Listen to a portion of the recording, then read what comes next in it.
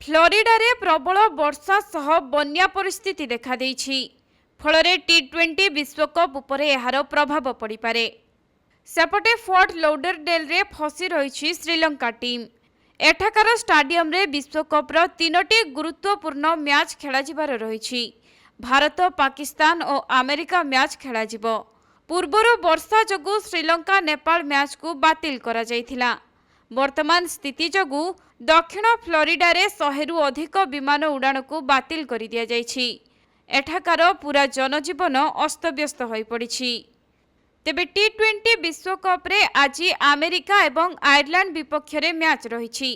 जदि एही मैच वर्षा जगु बातिल हुए तेबे पाकिस्तान टी20 विश्वकप रु विदा हेबा सुनिश्चित। आउ जदि अमेरिका एही मैच जीति जाए तेबे मध्य पाकिस्तान रो रास्ता बंद होई जिवो।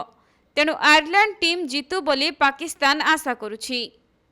श्रीलंका तार परवर्ती मैच सोमवार दिन नेदरलैंड सहित सेंट लुसिया ठारे खेलिबो।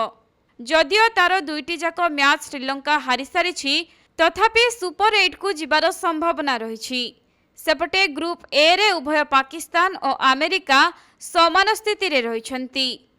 जदि अमेरिका और आयरलैंड मैच वर्षा जगु बातिल हो जाए तेबे पाकिस्तान को पछरे पकाई अमेरिका सुपर 8 रे पहुंचिबो। आउ जदि अमेरिका हारि जाए तेबे पाकिस्तान उत्तीर्ण हेबो। अन्यपटे भारत पूर्वरु एही ग्रुप रे सुपर 8 को उत्तीर्ण होई सारिछि।